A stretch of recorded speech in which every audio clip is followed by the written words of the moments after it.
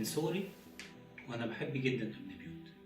كنت ببني بيوت من الرمل، من المكعبات، او حتى من اي حاجه ممكن يتبني بيها.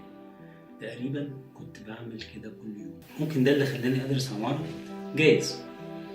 بس بعد ما اتخرجت من كليه هندسه رأس عماره بدات فعلا اعمل بيوت، بس المره دي بيوت حقيقيه. احساس تاني. 15 سنه بصمم وانفذ مشاريع مختلفه للناس من جنسيات وثقافات مختلفه. سافرت أكمل دراستي في ألمانيا وبدأت أحتك بمواضيع تانية زي توفير الطاقة والعمارة المستدامة أو تكنولوجي VR، إنك تشوف بيتك وتعيش في كل جزء فيه قبل ما ينبني، وغيرها من مواضيع كتير كانت كلها بتتعلق بمستقبل العمارة، بس بمفاهيم مختلفة تماما عن اللي درستها قبل كده. في الرحلة دي كانت دايما عملية التصميم بتعدي بنفس المراحل، بتتطور بنفس الشكل بصرف النظر عن البلد أو قوانين.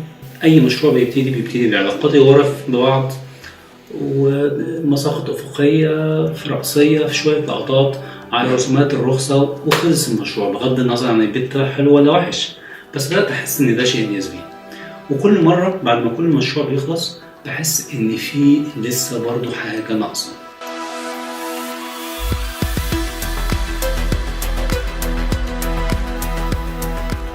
بس في 2010 حصل حدث مهم جدا بالنسبة لي.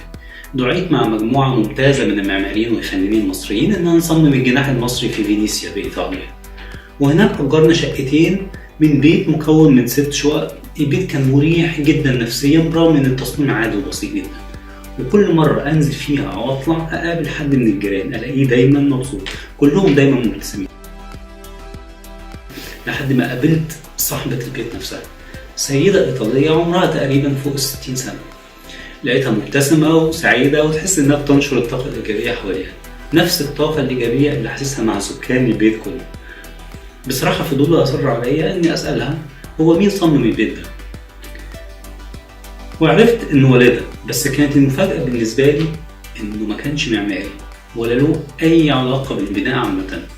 وقالت لي علشان يوصل إنه يصمم البيت ده قضى وقت كبير جدا من عمره بيقرأ ويستشير ويسمع آراء مختلفة لغاية لما بنى البيت ده من نفسه.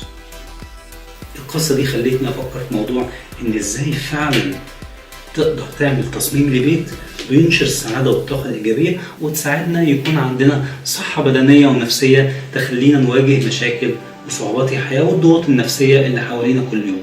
ولقيت ده تفكير بديهي لازم نفكر فيه، لأن بيوتنا بنقضي فيها تقريبا من 70 ل 90% من عمرنا، يعني أكتر من أي مكان تاني بنتواجد فيه. فجالي فكرة إن أعمل قناة يوتيوب أو موقع يعتبر كنواة لشبكة تواصل اجتماعي خاصة ببيوتنا، الناس فيها ممكن تتناقش في المشاكل اللي بتواجهها عن تصميم بيوتها أو في التنفيذ أو بعد ما يسكنوا فيه، ونقترح مع بعض حلول منطقية وسهلة تنفيذها. وأنا شخصيا عندي كتير من المواضيع اللي مجهزها وهتناقش معاكم فيها. المواضيع دي ممكن تكون زي إزاي تعيش في بيت يغطي كل احتياجاتك، إزاي تعيش في بيت صحي خالي من الأمراض، إيه اللي بيأثر على مودك والحالة النفسية بتاعتك، وإزاي تعمل الستايل بتاعك أنت اللي يناسب شخصيتك بدون ما أي حد يأثر فيك، إزاي تقدر توفر أكتر من 30% من التكلفة اللي أنت حاططها لتنفيذ حلم حياتك، وغيرها كتير من المواضيع المهمة اللي قريت فيها مئات من الكتب الفترة اللي فاتت. بس أهم من أفكاري هي أفكاري، لأن مؤمن بأن نجاح أي فكرة هو تفاعل الناس كلها مع بعض، فتلاقي ردود كتير للأسئلة ممكن نطبقها بطريقة سهلة وبسيطة في كل بيت، لأننا مش بنفكر زي بعض، فأكيد كل واحد فيكم هيستفيد من فكرة التاني. لو الموضوع عجبكم من فضلكم عرفوني، ومنتظر اقتراحاتكم في كومنت تحت الفيديو ده.